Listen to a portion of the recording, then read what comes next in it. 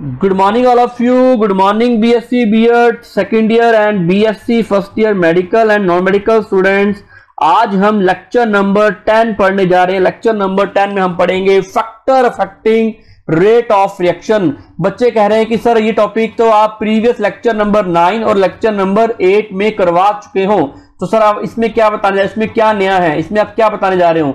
बच्चों आपको पता है कि factor affecting rate of reaction यानी अभिक्रिया की दर को प्रभावित करने वाले कारक जो है ना टॉपिक, ये मोस्ट इंपोर्टेंट टॉपिक है और यहां से कम 3 से 5 मार्क्स का हर एग्जाम में आता है। बीएससी फर्स्ट ईयर वाले बच्चों के एग्जाम में आता है और बीएससी बीएड सेकंड ईयर वाले बच्चों के एग्जाम में आता है। बीएससी बीएड सेकंड ईयर में भी केमिकल काइनेटिक यूनिट है और आपके भी बीएससी फर्स्ट ईयर में भी ये वाली यूनिट है, तो मैं दोनों को एक साथ करवा रहा हूं बच्चों।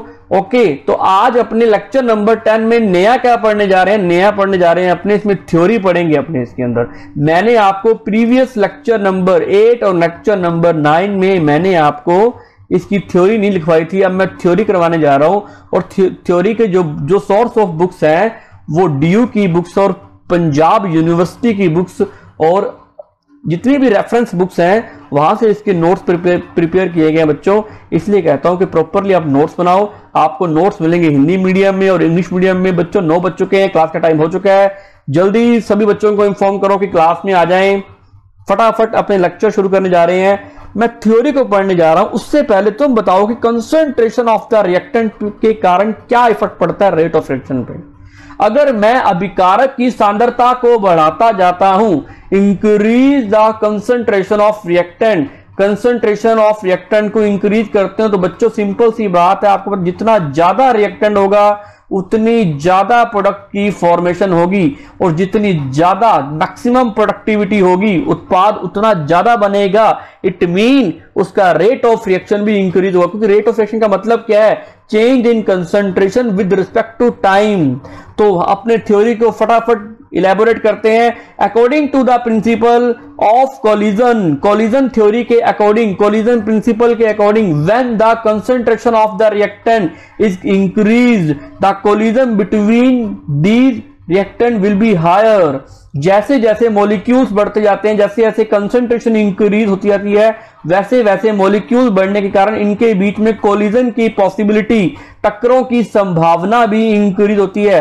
और ये बात हमें पता है, जब तक कोलिजन नहीं होगी, जब तक कोलिजन नहीं होगा तब तक मॉलिक्यूल्स आपस में रिएक्ट नहीं करेंगे, तब तक जब तक मॉलिक्यूल आपस में रिएक्ट नहीं करेंगे तब तक प्रोडक्ट नहीं बनेगा, जब तक प्रोडक्ट नहीं बनेगा तब फिर काहे का रेट ऑफ रिएक्शन, है ना। सिंपल सी बात है, अगर आप रिएक्टेंट की कंसंट्रेशन को हायर करते जा रहे हो तो उसका कोलिजन भी इंक्रीज हो रहा है, तो reaction velocity will be higher as the collision is higher, क्योंकि कोलिजन बढ़ता जा रहा है, कोलिजन की वैल्यू हायर हो रही है। Thus is higher value of concentration of the reactant the higher the velocity of chemical reaction. बिल्कुल सही बात है, केमिकल रिएक्शन का वेलोसिटी भी इंक्रीज हो जाता है। When an reaction continues, the reactant continues, जैसे जैसे ये रिएक्शन कंटिन्यूज रहती है वैसे वैसे पूरा का पूरा completely reactant change into the product and that is with time. Time के रिस्पेक्ट में जो रिएक्टेंट की कंसंट्रेशन है वो डायरेक्टली प्रोडक्ट में कन्वर्ट होती जाती है, क्योंकि रिएक्टेंट की कंसंट्रेशन काफी मैक्सिमम है। The value of concentration of reactant decrease with time. बच्चों ये तो सिंपल सी बात है ना। आपको ये बात पता ना कि रिएक्टेंट की कंसंट्रेशन डिक्रीज होती जाती है टाइम के रिस्पेक्ट में, है ना, ये बात आपको पता है। और पूरा का पूरा प्रोडक्ट बन जाता है, due to which the velocity of reaction also decrease with time.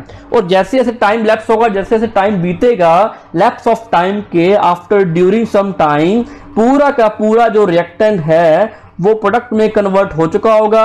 हमने रिएक्टेंट लिया काफी अमाउंट में, बहुत मेजर अमाउंट में हमने ले लिया रिएक्टेंट, तो आपको पता है कभी ना कभी रिएक्टेंट के मॉलिक्यूल्स आपस में कोलिजन करेंगे, मैक्सिमम कोलिजन करेंगे, क्योंकि ये रिएक्टेंट के मॉलिक्यूल है ही बहुत बल्क मॉलिक्यूल ले लिए हमने और उनके सारे के सारे प्रोडक्ट बन गए, तो रिएक्टेंट की कंसंट्रेशन आफ्टर सम टाइम बाद डिक्रीज हो जाएगी। हिंदी में बात करें, टक्कर सिद्धांत के अनुसार जब क्रिया कारक की सांद्रता को बढ़ाया जाता है तो इन क्रिया कारकों के कणों के मध्य टक्कर अधिक होगी और टक्कर अधिक होने के कारण अभिक्रिया का वेग भी अधिक होगा, बच्चों सिंपल सी बात है, जैसे जैसे सांद्रता को बढ़ाते जाएंगे क्रिया कारक अभिकारक की सांद्रता को, वैसे वैसे उनके अंदर कणों की संख्या भी बढ़ेगी, पार्टिकल्स की नंबर ऑफ पार्टिकल्स भी इंक्रीज होंगे, नंबर ऑफ मॉलिक्यूल्स भी इंक्रीज होंगे। इसका मतलब उनमें टक्कर की पॉसिबिलिटी मैक्सिमम होगी और उनका अभिक्रिया का वेग भी अधिक होगा। क्रिया कारक या अभिकारक की सांद्रता का मान जितना अधिक होगा, रासायनिक अभिक्रिया का वेग उतना ही अधिक होगा। और अब कोई भी क्रिया संपन्न होती रहती है तो क्रिया कारक उत्पाद में बदलते रहते हैं। एक अंडरस्टूड सी बात है कि क्रिया कारक जो है, अभिकारक जो है, वो उत्पाद में बदलते रहते हैं और क्रिया कारक अपने आप को मिटाता जाता है, उत्पाद का निर्माण करता जाता है। अर्थात समय के साथ लैप्स ऑफ टाइम क्रिया कारकों की सांद्रता का मान यानी concentration of reactant with time decrease, समय के साथ साथ अभिकारक की सांद्रता कम होती जाती है। यह बात समझाने की कोशिश कर रहा हूं, जिसके कारण अभिक्रिया का वेग भी समय के साथ साथ कम होता जाता है ना। ये सिंपल सी बात की हमने। देखो बच्चों, आपको पता है कि ये मॉलिक्यूल्स हैं, मैं एग्जांपल देता हूं, है ना। ये मॉलिक्यूल्स हैं, ये मॉलिक्यूल्स हैं और ये मॉलिक्यूल्स हैं, ये आराम से फ्रीली घूम रहे हैं।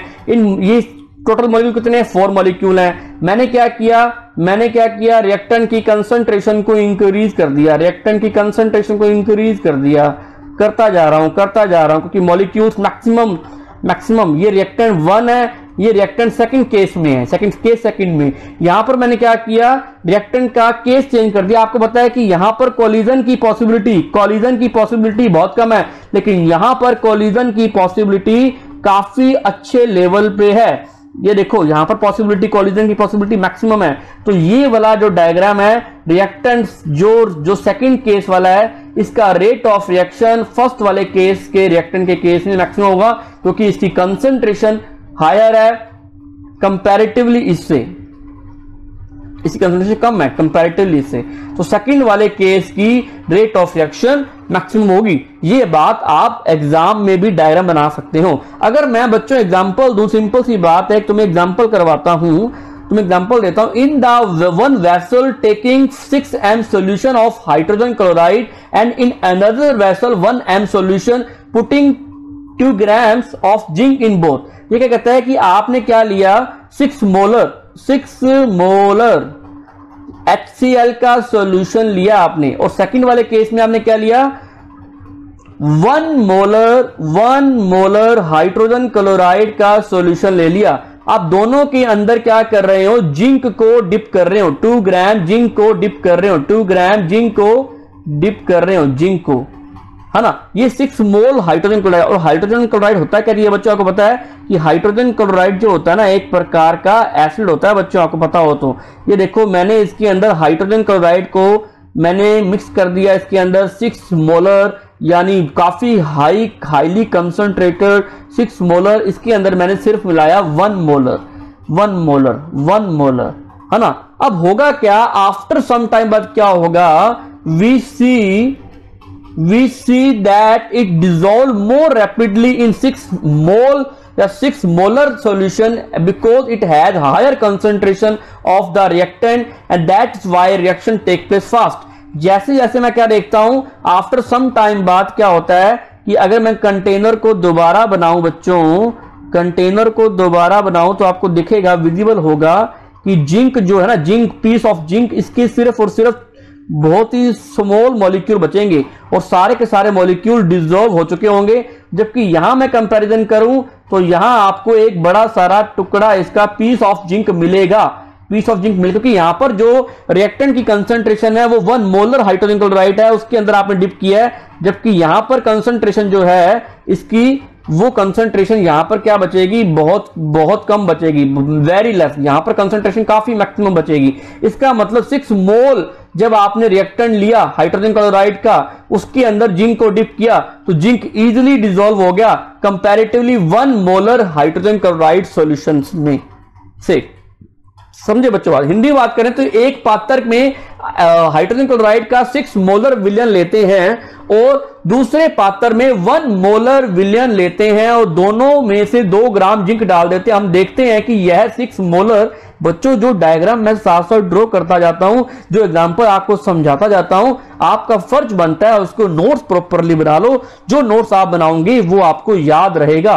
जो बच्चे रिवीजन कर रहे हैं वो नोट्स ना बनाएं, वो सिर्फ रिवाइज करते रहें और चीजों को देखते रहें और उसको समझते रहें। ओके बच्चों, यह 6 मोलर वाले विलयन में तेजी से घुलता है क्योंकि इसमें क्रिया कारक की सांद्रता बच्चों 6 मोलर है। हाइड्रोजन क्लोराइड की सांद्रता अधिक है, जिसलिए क्रिया अभिक्रिया तेजी से संपन्न होती है। समझ में आया बच्चों? बच्चों को दिक्कत नहीं आ रही विजिबिलिटी में, वॉइस क्वालिटी में? अगर कोई दिक्कत आए तो आप कमेंट सेक्शन में जरूर रिप्लाई करोगे कि सर कोई प्रॉब्लम नहीं आ रही, या हमें ये प्रॉब्लम आ रही है, हर समस्या आ रही है, ये समस्या आ रही है, और हम हर समस्या का, हर प्रॉब्लम का सॉल्यूशन निकालेंगे। दुनिया में ऐसी कोई प्रॉब्लम नहीं है, ऐसी कोई समस्या नहीं है जिसका कोई सॉल्यूशन ना हो। बच्चों सारांश करते हैं इस चैप्टर, इसका टेम्परेचर वाले कंसंट्रेशन वाले फर्स्ट फैक्टर का जो हमने स्टार्ट किया है, सांद्रता वाला, कि कंसंट्रेशन का क्या इफेक्ट पड़ता है, what is effect of concentration of the rate of reaction, यानी सांद्रता का क्या प्रभाव पड़ता है, उसके बारे में उसको समराइज करते हैं, सारांश में पढ़ते हैं। According to collision theory the rate of reaction increase with the increase in the concentration of the reactant. हमें पता है कि टक्कर सिद्धांत के अनुसार अभिकारकों की सांद्रता में वृद्धि के साथ साथ अभिक्रिया की दर बढ़ जाती है। ये बात हमें अंडरस्टूड है। As per the law of mass action, द्रव्यानुपाती नियम के अनुसार the chemical reaction rate is directly proportional to the concentration of reactant. ये बात अगर अपने लॉ ऑफ मास एक्शन देखें कि रिएक्टेंट की जो कंसंट्रेशन है, कंसंट्रेशन के डायरेक्टली प्रोपोर्शनल होता है rate of reaction. Rate of reaction, हालांकि हम जब रेट लॉ पढ़ेंगे उसमें क्या बोलता है कि रेट लॉ के according the concentration of reactant and it's power के डायरेक्टली प्रोपोर्शनल होता है रेट ऑफ रिएक्शन। जैसे जैसे इसकी रिएक्टेंट की कंसंट्रेशन इंक्रीज होगी वैसे वैसे रेट ऑफ रिएक्शन भी इंक्रीज होगा। इसको बोलते हैं अपने द्रव्यानुपाती नियम या लॉ ऑफ मास एक्शन या मास एक्शन। द्रव्यानुपाती नियम के अनुसार रासायनिक अभिक्रिया की दर अभिकारक की सांद्रता की सीधे सीधे समानुपाती होती है। ये पॉइंट हम डिस्कस किए, ये हमारी बात कंप्लीट हुई। थर्ड पॉइंट समराइज करें, this implies that chemical reaction rate increase with increase in the concentration, decrease with decrease in the concentration of reactant. वो कहते हैं कि अगर आप रिएक्टेंट की कंसंट्रेशन को बढ़ाओगे तो रेट ऑफ रिएक्शन बढ़ेगा, इंक्रीज होगा, इंक्रीमेंट लगेगा। अगर आप रिएक्टेंट की कंसंट्रेशन को डिक्रीज करोगे तो रेट ऑफ रिएक्शन भी डिक्रीज होगा। सिंपल सी बात है, इसको बोलते हैं डायरेक्टली प्रोपोर्शनल, इसको बोलते हैं समानुपाती। इसका तात्पर्य है रासायनिक अभिक्रिया की दर सांद्रता में वृद्धि के साथ साथ अभिकारकों की सांद्रता में कमी के साथ साथ घटती जाती है। बच्चों ये हमारा पहला पॉइंट कंप्लीट हुआ। आपके सामने ये देखो एक डायग्राम आ रहा है, आपको विजिबल हो रहा होगा बच्चों, इसको विजिबल देखिए इसको, कि ये देखो कि यहां पर लोअर कंसंट्रेशन ऑफ रिएक्टेंट है, लोअर कंसंट्रेशन। देखो बच्चों विजिबल हो रहा है ना आपको,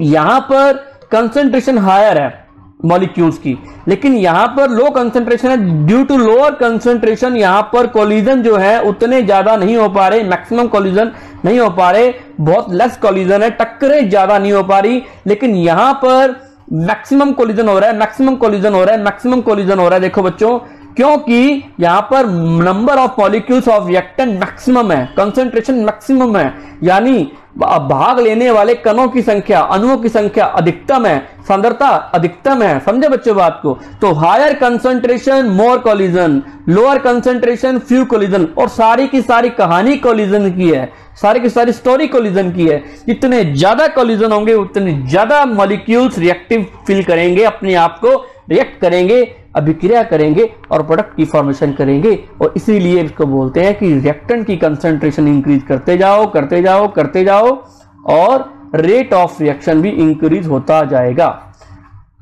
एक सेकंड देखो यहां पर कि बहुत सारी बॉल्स हैं, आपस में मैक्सिमम है तो इनकी काफी कोलिजन हो रहे हैं, काफी कोलिजन हो रहे हैं, जिसके कारण काफी प्रोडक्ट इनसे मिल रहा है। लेकिन यहां पर इतने वो नहीं है, रिएक्टेंट के मॉलिक्यूल इतने नहीं है, तो यहां पर कोलिजन कम होगा, टक्करें कम होगी, तो यहां पर हमें प्रोडक्ट के मॉलिक्यूल उतने नहीं मिलेंगे। ये हमारा फर्स्ट पॉइंट कंप्लीट हुआ। अगला हम पॉइंट करने जा रहे हैं nature of the reactant. Nature of the reactant, गैसीय रिएक्टेंट एक्ट मोर। ये कहता है कि अगर आपने प्रकृति की बात करें, अभिकारकों की प्रकृति के बारे में बात करें, तो कहता है कि अगर आपने गैसीय रिएक्टेंट लिया तो act more rapidly than solid liquid state और लिक्विड स्टेट रिएक्टेंट। तो rate of reaction is comparatively more for गैसीय रिएक्टेंट। जो अगर आपने कोई गैसीय रिएक्टेंट लिया है ना, अगर आपने गैसीय रिएक्टेंट लिया तो वो कंपैरेटिवली जो है ना वो काफी रिएक्टिव होगा। क्यों ऐसा होता है बच्चों, बताओ कमेंट सेक्शन में कि ऐसा क्यों होता है कि गैस वाला जो मॉलिक्यूल है वो काफी उसका रेट ऑफ रिएक्शन ज्यादा क्यों होता है बच्चों, कमेंट सेक्शन में लिख करके बताओ कि इसका जो रेट ऑफ रिएक्शन है वो मैक्सिमम होगा। वाई? अगर वो रिएक्टेंट गैसियस स्टेट में है, अगर रिएक्टेंट है लिक्विड स्टेट में तो उसका रेट ऑफ रिएक्शन लो होगा कंपैरेटिवली गैसियस स्टेट वाले रिएक्टेंट से।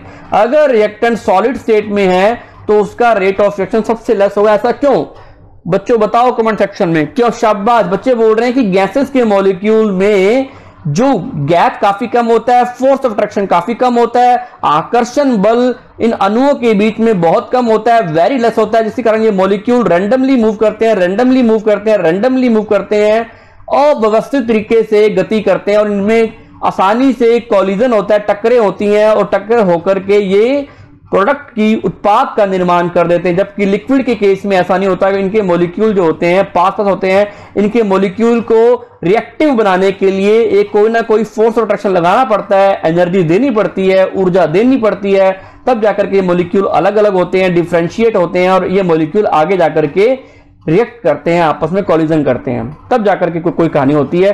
तो उसकी कंपैरिजन करें सॉलिड का, सॉलिड के मॉलिक्यूल तो बहुत टाइटली बाइंड होते हैं, बहुत ज्यादा बाइंड होते हैं और इनको तोड़ने के लिए हमें काफी एनर्जी लगानी पड़ती है। तो इसका मतलब रिएक्टेंट ऑफ सॉलिड स्टेट जो है, सॉलिड फेज वाला, उसका रेट ऑफ रिएक्शन सबसे लोएस्ट होगा। सबसे हायर रेट ऑफ रिएक्शन सिर्फ और सिर्फ गैसीय रिएक्टेंट का होता है। ये हमने बात की। अगर हम हिंदी में बात करें तो ठोस और द्रव्य अवस्था वाले क्रिया कारक की तुलना में गैसीय क्रिया कारक अधिक तेजी से क्रिया करते हैं, अर्थात गैसीय क्रिया कारकों के लिए अभिक्रिया तुलनात्मक रूप से अधिक होती है। अतः हम कह सकते हैं कि अभिक्रिया का वेग क्रिया कारक की अवस्था पर भी निर्भर करता है। ये हमने बात की।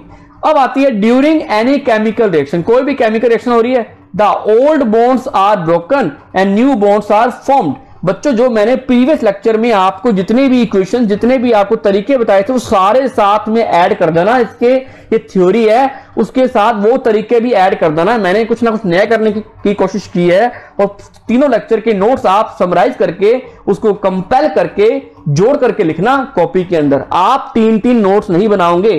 Factor affecting rate of reaction में 3 लेक्चर में मैंने कंप्लीट करवाया है, पूरा डीपली करवाया है, क्योंकि हर एग्जाम में क्वेश्चन आता है इसका, हर बार क्वेश्चन आता है। The old bonds are broken and new bonds are formed, we can say that velocity of reaction also depends on the bonds of the reaction.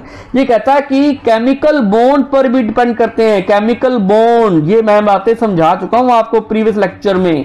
Chemical bond, रासायनिक बंध, आपको पता है कि बॉन्ड जो होते हैं मेनली 2 टाइप्स के होते हैं। एक तो होता है कोवलेंट नेचर का और एक होता है आयनिक नेचर का, आयोनिक नेचर का। बच्चों आयनिक नेचर का मैं बता चुका हूं कि आयनिक नेचर का जो होता है, जो आयनिक प्रकृति का होता है, आयंस कैसे बनते हैं, आयनिक का मतलब क्या होता है, विच बॉन्ड, जिसमें क्या होता है कंप्लीटली इलेक्ट्रॉन का ट्रांसफर होता है। जैसे मान लो Na है, Na क्या करेगा, 1 इलेक्ट्रॉन को रिमूव करता है स्टेबिलिटी गेन करने के लिए। सर स्टेबिलिटी कैसे गेन हुई, आपको पता है कि सोडियम का एटॉमिक नंबर 11 होता है, 281।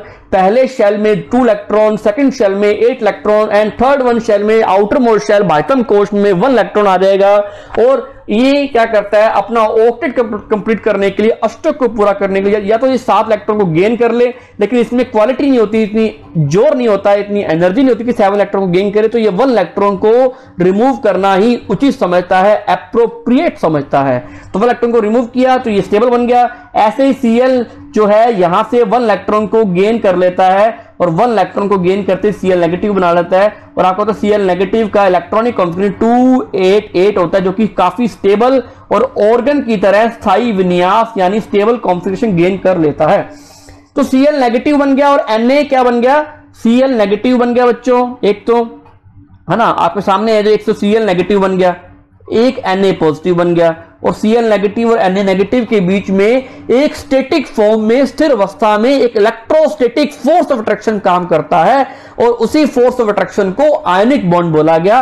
बच्चों जब भी आप आयनिक रिएक्शन करवाते हो, जैसे मान लो आपने कोई केमिकल रिएक्शन करवाई NaCl के साथ, मैंने आपको एग्जांपल करवाया हुआ है, कोई भी NaCl के साथ कोई भी रिएक्शन करवा दो आप, है ना, जैसे मान लो कि मैं एक रिएक्शन और करवाता हूं तुम्हें, ये तो एक सॉल्ट हो गया, आप करवाता हूं 2 मिनट रुको बच्चों, एग्जांपल देते हैं आपको, बढ़िया सा, हालांकि मैं पहले करवा चुका हूं। जैसे मान लो कि आप NaOH की रिएक्शन आप करवा रहे हो हाइड्रोजन क्लोराइड के साथ, ये दोनों आयनिक बॉन्ड है ना, इनके बीच में दोनों में आयनिक बॉन्ड है, और आपको पता है कि Na पे चार्ज क्या आता है पॉजिटिव, OH पे क्या आता है नेगेटिव, इस पे क्या आता है हाइड्रोजन पे क्या आता है +1, इस पे क्या आता है माइनस, और आपको पता है कि Na पॉजिटिव जो है आराम से पड़ा Cl के साथ रिएक्ट करेगा और क्या बना देगा, NaCl बना देगा। OH जो है OH आराम से पड़ा OH नेगेटिव H पॉजिटिव के साथ बॉन्ड बनाएगा, क्या बना देगा, H2O बना देगा, है ना, H2O बन जाएगा और एक सोडियम क्लोराइड बन जाएगा। ये फॉर्मेशन है, ये एग्जांपल समझा रहा हूं आपको, बहुत इजी एग्जांपल है बच्चों, आपको विजिबल भी हो रहे होंगे और आपको प्रॉपर्ली समझ में आ रहे होंगे, इसमें कुछ भी मंत्र नहीं पढ़ने, बस सिंपल सी बात कह रहा हूं कि आयनिक बॉन्ड के अंदर आयंस जो होते हैं पड़े आराम से फोर्स अट्रैक्शन लगाते हैं, जैसे हमने डिसॉल्व किया तुरंत क्या होगा, फास्टली Na पॉजिटिव Cl के साथ रिएक्ट कर जाएगा और time with fraction of time, बहुत कम समय में ये रिएक्शन होगी, हमें पता भी नहीं लगेगा। तो इसका मतलब अगर बॉन्ड आयनिक है तो उसका रेट ऑफ रिएक्शन हाई होगा। अगर कोवलेंट है, कोवलेंट, अब आपको पता है कोवलेंट की बात करें तो कोवलेंट की तुम्हें सिंपल सी बात में समझाता हूं, कोवलेंट में होता क्या चीज है कि कोवलेंट जो बॉन्ड होते हैं उनमें क्या होता है कि बॉन्ड्स काफी टूटते हैं और बनते भी हैं। मैं रिवाइज नहीं करता था, मैं पहले करवा चुका हूं ये बात। आपको पता है कि नाइट्रोजन के बीच में 3 बॉन्ड्स होते हैं, पहले 1 बॉन्ड टूटेगा, फिर 2 टूटेगा, फिर 3 टूटेगा। हाइड्रोजन के बीच में 1 बॉन्ड होता है और 3 ले रहे हैं H2, तो 1 बॉन्ड, 2 बॉन्ड, 3 बॉन्ड ब्रेकडाउन होंगे और हमारे पास 6 बॉन्ड्स की फॉर्मेशन होगी, 6 बॉन्ड्स की फॉर्मेशन होगी।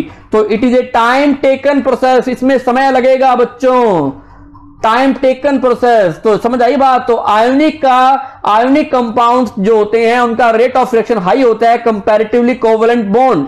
आगे चलते हैं सी पॉइंट। बच्चों समझ में आया बात, आपको समझ में आई बच्चों बात? चलो आगे, टाइम नहीं है इतना। Size of the reactant also matter a lot, the smaller size of reactant faster, जितना साइज स्मॉल होगा रिएक्टेंट का, जितना साइज स्मॉल होगा उतना फास्टली इनमें रिएक्शन होगी और रिएक्शन होकर के ये प्रोडक्ट की फॉर्मेशन करेंगे। तो साइज जितना स्मॉल होगा वो उसका रेट ऑफ रिएक्शन उतना ज्यादा हाई होगा। ये इनवर्सली प्रोपोर्शनल होते हैं साइज के। अभिकारक का आकार भाई बहुत मायने रखता है भाई। अभिकारक का आकार जितना छोटा होगा उतनी तेजी से अभिक्रिया होगी। जो मैं लिखता जाता हूं उसको आप भी लिखते जाओ अपने तरीके से। हालांकि मैं थोड़ा सा रफली वे में लिख रहा हूं रिएक्शंस को, आप इसको फेयर करके लिखना एग्जांपल समझाते हुए। चलो बच्चे आगे, ये देखो एग्जांपल मैंने समझाया कि जो आयनिक रिएक्शंस होती हैं वो बड़ी फास्ट रिएक्शंस होती हैं। आपके सामने विजिबल हो रहा है कि जितनी भी आयनिक रिएक्शंस होती हैं वो बहुत फास्ट होती है। ये पड़े आपस में क्या लगाते हैं, फोर्स ऑफ अट्रैक्शन लगाते हैं और इजीली इनको डिसॉल्व करने पर पता नहीं लगता कि आयनिक रिएक्शन कब होगी, पता नहीं लगता, द फ्रैक्शन ऑफ टाइम, बहुत कम समय में। चलिए बच्चों आगे आती है बच्चों, आपकी बात आती है physical property of A reactant, कि उसका अगर फिजिकल स्टेट के बारे में डिस्कस करें, अभिकारकों की भौतिक प्रकृति के बारे में बात करें। The rate of reaction is generally slower in liquid when compare to gases, slower in solid when compare to liquid. बच्चों ये सिंपल सी बात है, ये हम पहले वाले पॉइंट में भी करवा चुके हूं। मैं आपको नेचर ऑफ द रिएक्टेंट में भी करवा चुका हूं, वही बात सेम रिपीट हो रही है। बस थोड़ा इसमें ये बात ध्यान रखना कि अगर ना फिजिकल का मतलब है कि अगर वो गैसीय स्टेट में है तो उसका रेट ऑफ रिएक्शन हाई होगा, है ना। अगर वो लिक्विड स्टेट में है तो उसका रेट ऑफ रिएक्शन थोड़ा सा लो होगा कंपैरेटिवली गैस के रिएक्टेंट में। अगर वो सॉलिड है तो उसका और कम होगा रेट ऑफ रिएक्शन, सबसे कम होगा सॉलिड वालों का। ओके, सिंपल सी बात है। अभिक्रिया की दर आमतौर पर तरल पदार्थों से धीमी होती है। किसके अंदर?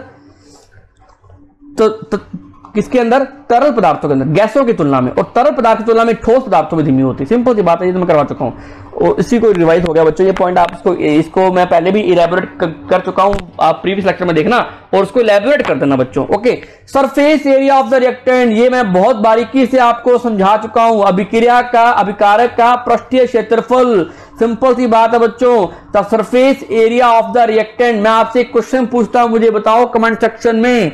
मैंने एक पुल्वराइज्ड वुड लेकर के आया, एक लकड़ी का चूरा लेकर के आया और एक लकड़ी लेकर के आया। दोनों को मैंने फायर कर दिया, दोनों को मैंने जला दिया। एक तरफ मैं क्या लेके आ रहा हूं, चूरा, पुल्वराइज्ड वुड, और एक तरफ मैं एक लकड़ी की जो टहनी है वो लेकर के आ रहा हूं, स्टेम ऑफ वुड।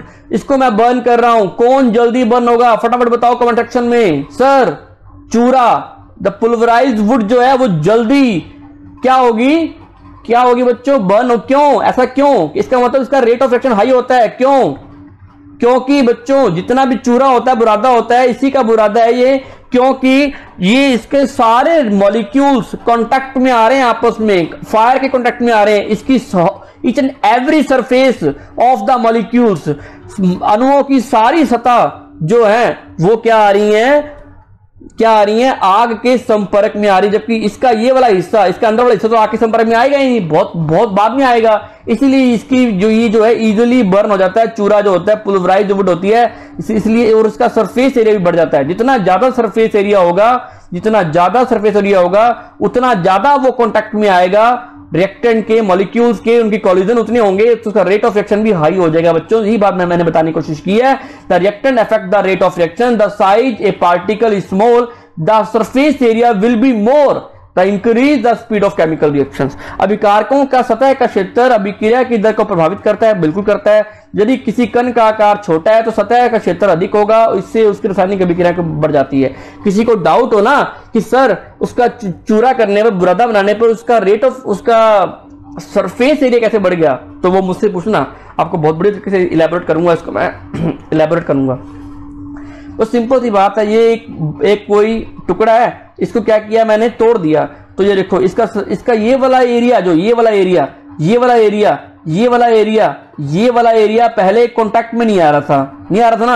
अब ये मॉलिक्यूल्स अलग अलग हो गए, तो ये इसका जो ये वाला एरिया कांटेक्ट में आ रहा है, ये वाला एरिया कांटेक्ट में आ रहा है, ये वाला एरिया कांटेक्ट में आ रहा है, ये वाला एरिया पहले क्या है, अब क्या है कि सिर्फ ये वाली एरिया ही कांटेक्ट में आ रहा है। अब ये अंदर वाला एरिया कांटेक्ट में नहीं आ रहा था। जैसे ही मैंने मॉलिक्यूल्स को ब्रेक डाउन करना शुरू किया, तोड़ना शुरू किया, तो ये इसके सारे मॉलिक्यूल्स की है सरफेस कांटेक्ट में आने लगी, इसका सरफेस एरिया इंक्रीज हो गया।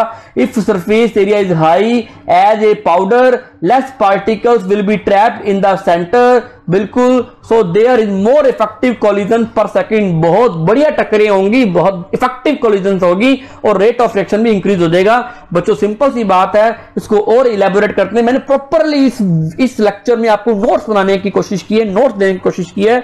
आपने ऐसे ही नोट्स बनाने हैं, किसी भी बुक से आपने नोट्स नहीं पढ़ने, आपको सारे नोट्स यहां अवेलेबल हैं ऑन द स्क्रीन। आप बनाओ, इसको लिखो, आपको प्रॉपरली एक एक चीज मैंने इसको इलेबोरेट किया है। This show that total expose surface area will increase when a larger body divide into smaller pieces. जैसे जैसे आप उसके स्मॉल पीस करते जाओगे, उसका एरिया बढ़ता जाएगा, लार्जर एरिया होता जाएगा। Therefore since a reaction take place surface of a substance, increasing the surface area should increase the quantity of the substance. जैसे जैसे उसको आप मॉलिक्यूल्स को ब्रेक डाउन करते जा रहे हो, उसका सरफेस एरिया इंक्रीज हो रहा है, उसकी क्वांटिटी इंक्रीज हो रही है, अवेलेबल टू रिएक्ट, और उसकी अवेलेबिलिटी भी फॉर रिएक्शन, फॉर रिएक्ट करने के लिए इंक्रीज हो रही है। The causes maximum molecules to come contact increase the collision भी इंक्रीज हो रही है, टक्करें बढ़ रही हैं, and will thus increase the rate of reaction as well.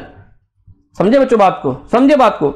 इससे पता चलता है कि एक बड़ा बॉक्स, मैं बड़ा आपको फास्टली करवा रहा हूं क्योंकि मैं थ्योरी आपको पहले समझा चुका हूं, अब मैं सिर्फ थ्योरी को आपको इलेबोरेट कर रहा हूं। इससे पता चलता है कि एक बड़ा बॉक्स छोटे टुकड़ों में विभाजित होने पर कुल उजागर सतह का क्षेत्र बढ़ेगा, बिल्कुल बढ़ेगा। इसलिए चूंकि किसी पदार्थ की सतह पर जब अभिक्रिया होती है तो सतह का क्षेत्रफल बढ़ने के कारण अभिक्रिया करने के लिए उपलब्ध पदार्थ की मात्रा वृद्धि होती है, अवेलेबिलिटी बढ़ती है। आपको पता है कि मैं मॉलिक्यूल्स को ब्रेक डाउन कर रहा हूं, तो इसके मॉलिक्यूल्स ज्यादा अवेलेबल हो रहे हैं फॉर रिएक्शन, फॉर कांटेक्ट, इनके कोलिजन से इंक्रीज हो रहे हैं। बच्चों सिंपल सी बात है, इससे अधिकतम अणु संपर्क में आते हैं और टक्करें बढ़ जाती हैं।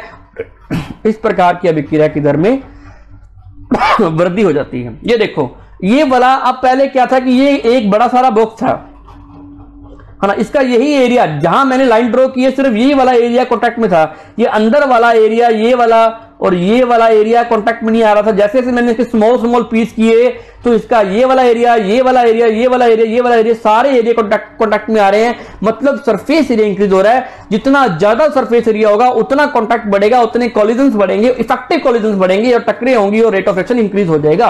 अब अगला फैक्टर पढ़ने जा रहे हैं अपने, उत्प्रेरक का प्रभाव, इफेक्ट ऑफ कैटालिस्ट। उत्प्रेरक का क्या प्रभाव पड़ता है बच्चों? फटाफट कमेंट सेक्शन में बताओ कि व्हाट इज कैटालिस्ट, जल्दी बताओ।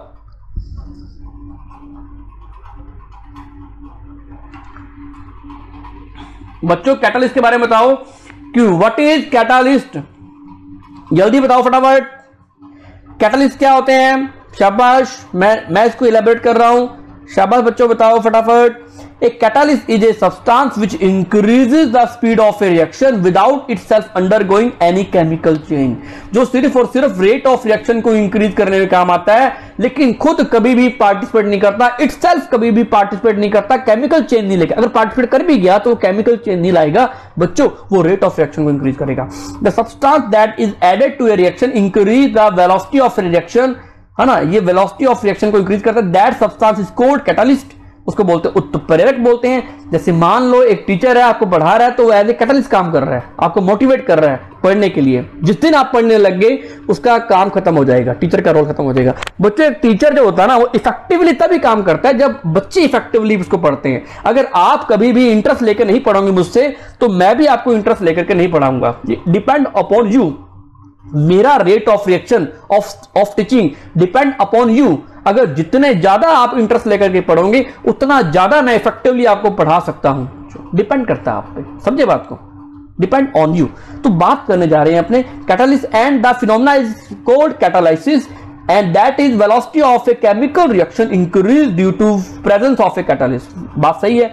और ये कैटलिस्ट का काम क्या करता है बच्चों, बताओ कमेंट सेक्शन में, आगे आ रही है।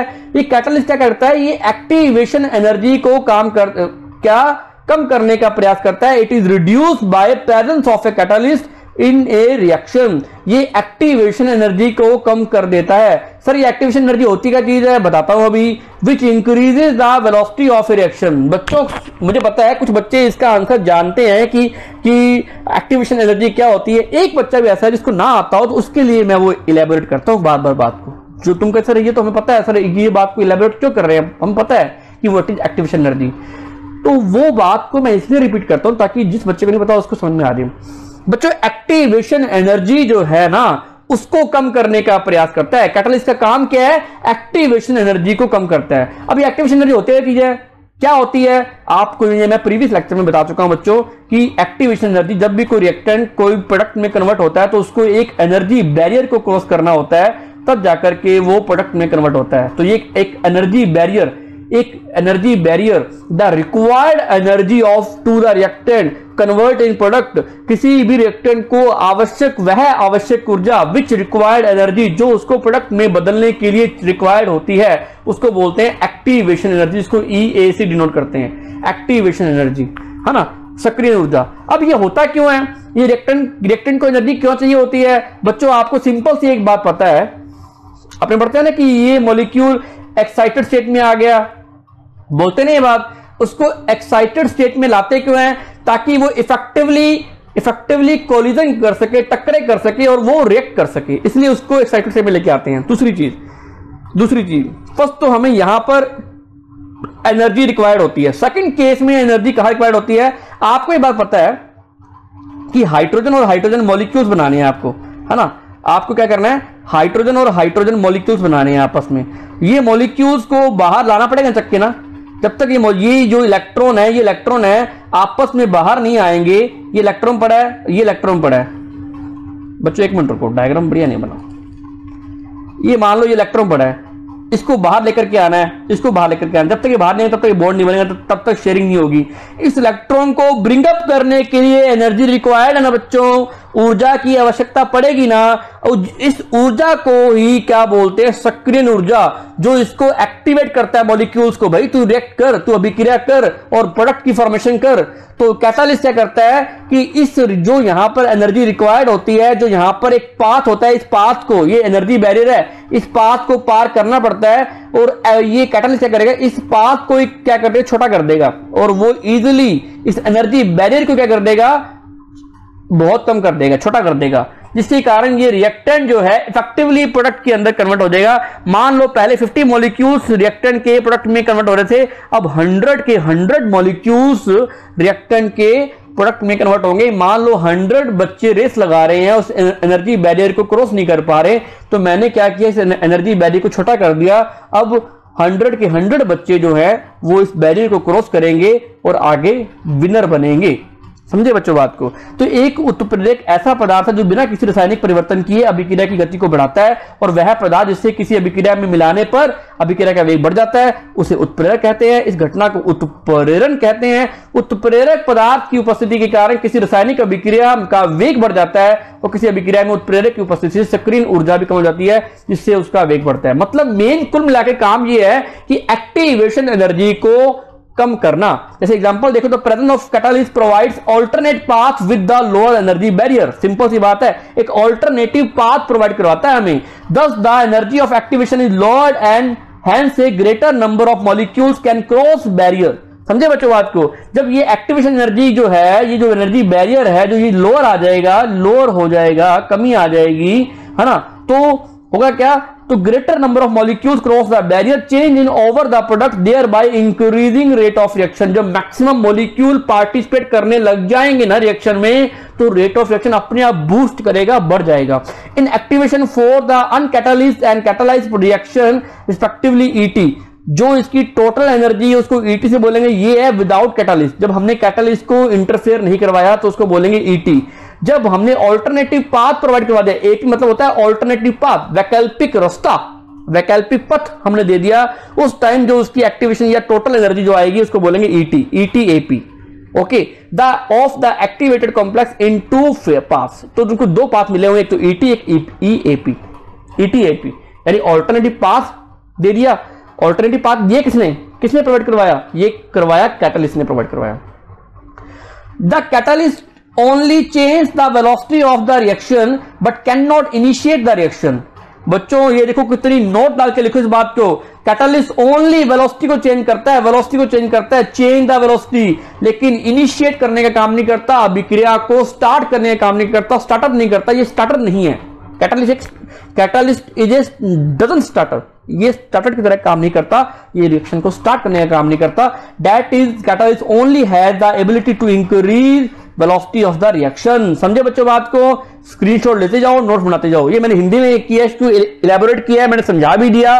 फटाफट इसका स्क्रीनशॉट ले लो बच्चों, मैंने आपको इलेबोरेट भी कर दिया, इसको पढ़ भी लो हिंदी वाले बच्चों, जल्दी इसका स्क्रीनशॉट लो, चलते हैं आगे, है ना। सिंपल से बात बोल देता हूं, ये वाली बात इसको नोट कर लो। उत्प्रेरक केवल अभिक्रिया के वेग को बदलता है लेकिन अभिक्रिया शुरू नहीं कर सकता, अर्थात उत्प्रेरक केवल अभिक्रिया के वेग को बढ़ाने की क्षमता रखता है।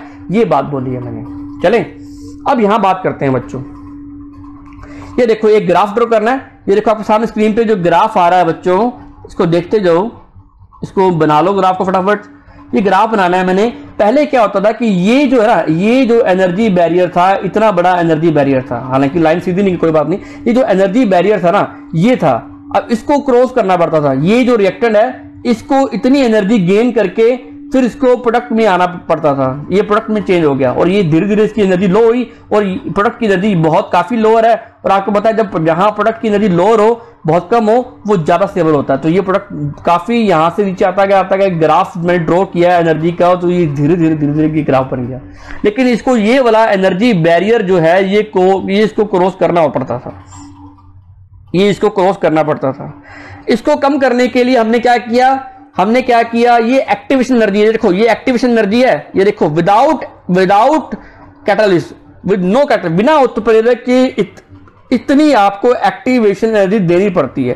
लेकिन जैसे ही आपने कैटलिस्ट ऐड किया, तब ये बन गई एक्टिवेशन एनर्जी। टोटल जो एक्टिवेशन एनर्जी यहां तक आ गई, बस आपको ऑल्टरनेटिव पाथ प्रोवाइड करवा दिया। ये एक्टिवेशन जो एनर्जी आई, जो सक्रिय ऊर्जा आई, ये विद उत्प्रेरक यानी विद कैटलिस्ट के साथ, विद कैटलिस्ट। ये ग्राफ ड्रॉ करना है आपको, समझे बच्चों बात को। एनर्जी बैरियर को छोटा कर दिया, इसी कारण मैक्सिमम रिएक्टेंट के मॉलिक्यूल्स, अधिकतम अभिकारक के अणु इस बैरियर को इजीली क्रॉस करेंगे और प्रोडक्ट की फॉर्मेशन करेंगे। बच्चों आपने एक बात नोट की, यहां पर देखो ये तो है प्रोडक्ट की एनर्जी, ईपी को बोलते हैं प्रोडक्ट की एनर्जी। ये है रिएक्टेंट की एनर्जी। रिएक्टेंट की एनर्जी और प्रोडक्ट की एनर्जी में चेंज निकालें तो क्या आएगा, delta E is equal to product की एनर्जी माइनस में रिएक्टेंट की एनर्जी। ये दोनों केस में सेम रहती है। ये केस फर्स्ट है और ये केस सेकंड है। केस फर्स्ट क्या है, activation energy with no catalyst, activation energy with catalyst. इस केस में ये वाली एनर्जी जो कौन सी delta E, change in energy, with product minus reactant की एनर्जी। अभी उत्पाद में से, उत्पाद की ऊर्जा में से अभिकारक की ऊर्जा को माइनस करेंगे तो इसकी जो डेल्टा ई की वैल्यू दोनों केस में सेम रहेगी, क्योंकि ये देखो आपको ग्राफ में पता लग रहा है कि रिएक्टेंट की एनर्जी और ये प्रोडक्ट की एनर्जी, चाहे आपने ऑल्टरनेटिव पाथ छोटा कर दिया, लेकिन ये वाला केस देखो यहां पर जो एनर्जी है वो सेम रह रही है ना, इसमें कोई चेंज नहीं आ रहा बच्चों। तो इसको नोट कर लो, ये वाली जो एनर्जी है इसको बोलेंगे प्रोडक्ट की एनर्जी। ये देखो यहां पर प्रोडक्ट है तो ये क्या है, प्रोडक्ट की एनर्जी। ये हमने ग्राफ में ड्रॉ किया, एनर्जी के बीच में ग्राफ ड्रॉ किया और रिएक्शन प्रोग्रेस के रूप में ग्राफ ड्रॉ किया। हमें इस एनर्जी के बैरियर को क्रॉस करना पड़ेगा। जब तक इस एनर्जी बैरियर को क्रॉस नहीं करोगे तब तक हमारा काम नहीं चलेगा। इस एनर्जी बैरियर को छोटा कर दिया इसने, है ना, इस एनर्जी बैरियर को कैटलिस्ट छोटा कर दिया। बच्चों एक क्वेश्चन पूछता हूं, मुझे डाउट है, क्वेश्चन बताओ फटाफट। ये नोट्स है, इसका नोट्स का स्क्रीनशॉट ले लो, मैंने इसको समझाया है। मुझे एक डाउट है कि हमें कैटलिस्ट की जरूरत क्यों पड़ी। हमें उसका एनर्जी जो है ये पाथ छोटा करने की जरूरत ही नहीं है। इसको टेम्परेचर दो, टेम्परेचर मैं दूंगा, इनको टेम्परेचर नहीं दूंगा मैं, है ना, टेम्परेचर देता गया, इससे इसको एनर्जी मिलेगी तो इसकी एनर्जी इंक्रीज होगी, इंक्रीज होती इस वाले पाथ को ये इजीली क्रॉस कर जाएगा। कोई दिक्कत आएगी क्या? तो ये काम जब टेम्परेचर से चल सकता था तो हमें कैटलिस्ट की जरूरत क्यों पड़ी, हमें उत्प्रेरक की आवश्यकता क्यों पड़ी? बच्चों बताओ कमेंट सेक्शन में, जल्दी फटाफट बताओ। तब तक ये नोट्स में करता हूं इलैबोरेट कि कैटलिस्ट की जरूरत क्यों पड़ी। जब टेम्परेचर से हमारा काम चलता है, टेम्परेचर बढ़ाने पर एनर्जी इंक्रीज होगी, लेकिन ऐसा क्यों बताओ बच्चों। On the other words, catalyst are substance that increase rate of reaction by lowering the activation energy needed for the reaction to occur. A catalyst is not destroyed or change during the reaction. Catalyst जो है वो कभी भी बनता नहीं है, कभी भी डिस्ट्रॉय नहीं होता। जैसा आपने डाला वैसा का वैसा तुरंत वो वैसा का वैसा बाहर आ जाता है। समझे बात को? तो यही बात मैंने हिंदी में समझाने की कोशिश की है। एक एग्जांपल लिया है कि हाइड्रोजन जो है, ऑक्सीजन जो है, do not combine at ordinary condition. जैसे ही आपने इसके अंदर स्मॉल क्वांटिटी में प्लेटिनम को मिक्स कर दिया, जैसे मान लो मुझे हाइड्रोजन और ऑक्सीजन गैस की रिएक्शन करवानी है, तो विदाउट प्लेटिनम ये रिएक्शन पॉसिबल नहीं होगी, है ना। विदाउट रिएक्शन ये रिएक्शन पॉसिबल नहीं होगी। बना क्या, 2H2O मॉलिक्यूल बन गया, मान लो ये बन गया, तो विदाउट कैटलिस्ट ये वाली रिएक्शन कंप्लीट नहीं होगी, है ना। और तो हमें कैटलिस्ट डालना पड़ेगा। यदि सामान्य परिस्थितियों में हाइड्रोजन और ऑक्सीजन की क्रिया करवाएं तो नहीं होगी, इसमें प्लेटिनम को डालना पड़ेगा और छोटी मात्रा में उपस्थिति के कारण उत्प्रेरक के रूप में कार्य करता है, तो इससे अभिक्रिया तेजी से होती है। मुझे वो आंसर दो बच्चों की कैटलिस्ट की जरूरत क्यों पड़ी। अब अगला फैक्टर जो हमारा आ रहा है, factor affecting the effect of temperature. Effect of temperature क्या बढ़ता है बच्चों, आपको पता है टेम्परेचर जैसे जैसे बढ़ाएंगे, टेम्परेचर इंक्रीज करेंगे, वैसे वैसे आपको पता है रेट कांस्टेंट बढ़ेगा। रेट कांस्टेंट क्या होता है मैं प्रीवियस लेक्चर में समझा चुका हूं, दोबारा नहीं बताऊंगा।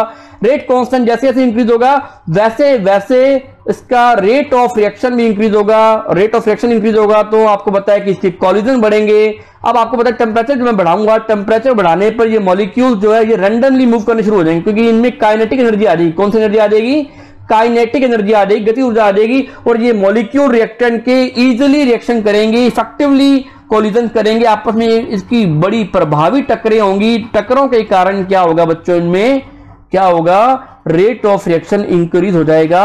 यही मैं तुम्हें समझाने की कोशिश कर रहा हूं कि रेट ऑफ रिएक्शन जो है वो इंक्रीज हो जाता है, क्योंकि ये मॉलिक्यूल्स जो हैं ये इनकी काइनेटिक एनर्जी बढ़ जाती है। क्यों बढ़ती काइनेटिक एनर्जी? क्योंकि टेम्परेचर आप देते जा रहे हो, टेम्परेचर आप इसको बढ़ाते जा रहे हो, इंक्रीज करते जा रहे हो, तो आपको बोलते हैं कि except for some very fast reaction, जो वेरी फास्ट रिएक्शंस को छोड़ करके सच एज आयोनिक रिएक्शन, जो कि आयोनिक रिएक्शन है, आयोनिक रिएक्शन पर टेम्परेचर का कोई इफेक्ट नहीं पड़ता, क्योंकि ionic reaction almost very fast होती है, तो उसको वहां पर टेम्परेचर की कोई इंपॉर्टेंस ही नहीं है। उनको छोड़ करके, एक्सक्लूड करके, the velocity of most other reaction increase with increasing temperature. Increasing the temperature increase the kinetic energy. बिल्कुल लॉजिकली बात कर रहे हैं कि increase the kinetic energy of the particles, that number of increases the collision are faster. Collision बहुत ज्यादा effectively और faster होंगे, which increase the velocity of rate of reaction. Simple सी बात, सिंपल सी थ्योरी बात कर रहे हैं। कुछ तीव्र अभिक्रियाएं जैसे आयनिक अभिक्रियाओं को छोड़कर बाकी अन्य अधिकतर अभिक्रियाओं का वेग बढ़ाने पर ताप बढ़ाने पर बढ़ता है। ताप बढ़ाने से कणों की गति ऊर्जा बढ़ जाती है, जिससे टक्करों की संख्या बढ़ जाती है, अर्थात टक्कर तेजी से होती है और अभिक्रिया का वेग बढ़ जाता है। अगर इसका सेकंड पॉइंट डिस्कस करें तो the value of heat kelvin is proportional to the kinetic energy. Kelvin जो है केल्विन की वैल्यू मान ले केल्विन, तो केल्विन जैसे जैसे बढ़ाते जाएंगे वैसे वैसे एनर्जी ऑफ पार्टिकल्स इंक्रीज होती जाएगी। एनर्जी ऑफ पार्टिकल्स इंक्रीज होगी तो काइनेटिक एनर्जी बढ़ेगी, काइनेटिक एनर्जी बढ़ेगी तो इनकी कॉलिजन्स बढ़ेंगे, सी फॉर कॉलिजन बढ़ेंगे, कॉलिजन बढ़ेंगे तो रेट ऑफ रिएक्शन भी इंक्रीज होगा, है ना। रेट ऑफ रिएक्शन भी क्या होगा, इंक्रीज होगा, है ना। That is if the temperature is doubled, अगर आपने टेम्परेचर को डबल कर दिया, kinetic energy of the particle also increase twice. आपने टेम्परेचर डबल कर दिया तो उसकी पार्टिकल्स की जो एनर्जी भी डबल हो जाएगी। That is why increasing the temperature by 10 degree Celsius. ये एक रफ सा आइडिया है कि 10 डिग्री सेल्सियस टेम्परेचर बढ़ाने पर increase the reaction velocity bye 2 times, 2 से 3 टाइम्स तक बढ़ जाता है ना। हिंदी में ये तुम पढ़ लो बच्चों, हिंदी मैंने आपको इलैबोरेट कर दिया है। ये कहता है कि यही कारण है कि ताप का मान 10 डिग्री सेल्सियस बढ़ाने पर अभिक्रिया का वेग 2 से 3 गुना बढ़ जाता है। अगर अपने बात करें तो इसका एक टेम्परेचर कोफिशिएंट दिया गया बच्चों, सिंपल सी एक बात बोली गई, क्या बोली गई, है ना, एक रफ फॉर्मूला दिया गया, एक रफ रूल दिया गया। ये बोली गई बात की rate of A reaction becomes nearly double और सम टाइम इवन ट्रिपल या 3 times for every 10 degree Celsius rise of temperature. This is generally in the form of temperature coefficient. इसको क्या बोलते हैं बच्चों, अपने टेम्परेचर कोफिशिएंट। इस फॉर्मूले को लिख लो बच्चों, इस फॉर्मूले को आपने एग्जाम में जरूर लिख करके आना है कि एक टेम्परेचर कोफिशिएंट की इक्वेशन निकाली गई और एक रफ सा एक रूल दिया गया जिसको ये बात बोली गई कोफिशिएंट, टेम्परेचर कोफिशिएंट, इसको ई करना बच्चों, टेम्परेचर कोफिशिएंट ताप गुणांक इज इक्वल टू, ताप गुणांक इज इक्वल टू के का मतलब constant, rate constant, T plus 10 degree Celsius if increase upon KT। अगर KT और KT प्लस 10, KT क्या है, इसका रेट कांस्टेंट है, उसका 10 डिग्री सेल्सियस T टेम्परेचर बढ़ाने पर दोनों का रेशो लेने पर जो रेट ऑफ रिएक्शन है वो 2 to 3 टाइम्स इंक्रीज हो जाता है। वैसे मोस्टली होता है 2 टाइम्स। इसको बॉक्स में बंद कर लो, इसको नोट कर देना बच्चों बात आपको। इसको ताप गुणांक बराबर KT plus 10 upon KT is equal to 2 to 3 times. ये बात की हमने। इफेक्ट ऑफ टेम्परेचर आपको बताया कि रिएक्शन जो है are known which do not take place at room temperature. बहुत सारी ऐसी रिएक्शनें हैं, मैक्सिमम रिएक्शनें जो हैं वो रूम टेम्परेचर पर टेक प्लेस नहीं होती। उनको करवाने के लिए हमें टेम्परेचर को हायर करना पड़ता है। जैसे एग्जांपल लेते हैं reaction between hydrogen and oxygen. जब आप हाइड्रोजन ऑक्सीजन की रिएक्शन करवाते हो फ्रॉम वाटर, जब हाइड्रोजन ऑक्सीजन से वाटर की फॉर्मेशन होती है तो ओनली इलेक्ट्रिकल स्पार्क से ही रिएक्शन होती है। आप सारी उम्र बैठे रहो हाइड्रोजन ऑक्सीजन लेकर, मम्मी मैं हाइड्रोजन लेकर बैठी हूं, ऑक्सीजन लेकर बैठी हूं, ये आपस में रिएक्शन ही नहीं कर रहे हैं, H2O बना ही नहीं रहे हैं। जब तक इलेक्ट्रिक स्पार्क नहीं देंगे या फिर करंट नहीं देंगे तब तक ये रिएक्शन नहीं होगी। ऐसे ही it is well known example the कोयले को can be kept in oxygen for years. आप कोयले को लेकर बैठे रहो सारी उम्र, वो कभी जलेगा नहीं जिंदगी में। जब तक उसको आप बर्न नहीं करोगे तब तक वो उसको इग्निशन नहीं मिलेगा, इग्निशन नहीं मिलेगा तो वो इनिशिएट नहीं होगा तो वो कभी भी बर्न नहीं होगा। आप कोयले को हवा के अंदर O2 के अंदर सारी उम्र लेके बैठे रहो तब तक वो रिएक्शन नहीं होती है। हमने ये बात हिंदी में बात करूं तो हाइड्रोजन ऑक्सीजन के बीच पानी बनाने के लिए एक अभिक्रिया तब तक होती है जब तक उसमें बिजली की चिंगारी गुजरती है। इसी तरह सर्वविदित है कि कोयले को बिना जलाए वर्षों तक ऑक्सीजन में रखा जा सकता है, लेकिन एक बार आपने इसको जला दिया और उसके बाद ये चलता रहता है और जलता रहता है कोयला, है ना, तब तक ये खत्म नहीं होता। ये देखो ये टेम्परेचर में देखें T2, यहां मैंने क्या बोला कि टेम्परेचर को जैसे जैसे हम इंक्रीज करोगे, टेम्परेचर को आप जैसे जैसे इंक्रीज करोगे तो वैसे वैसे इसका रेट ऑफ रिएक्शन, ये है T1 टेम्परेचर। मैंने पहले रूम टेम्परेचर पे रखा, जैसे ही मैंने इसका टेम्परेचर बढ़ाया तो इसकी कोलिजन बढ़ गया तो इसके नंबर ऑफ पार्टिकल्स बढ़ गए, है ना। तो ये देखो इसका जो ऑल्टरनेटिव पाथ है वो भी कम होगा और इसने फटाफट एनर्जी को गेन किया और इसने कोलिजन बढ़ गई जिसके कारण क्या हुआ कि ये फटाफट रेट ऑफ रिएक्शन इंक्रीज होगा। तो T1 जो T2 की वैल्यू है वो ग्रेटर देन है T1 से, क्योंकि टेम्परेचर हमने बढ़ा दिया। T2 है फाइनल टेम्परेचर, T1 है इनिशियल टेम्परेचर।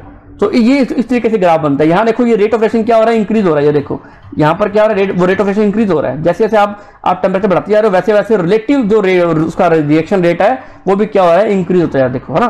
तो टेम्परेचर पर ये डायरेक्टली प्रोपोर्शनल होता है। इसको बच्चों ग्राफ को ड्रॉ कर लो, बना लो बच्चों। चलते हैं आगे फिर। अब आता है 7 पॉइंट इंटेंसिटी ऑफ लाइट।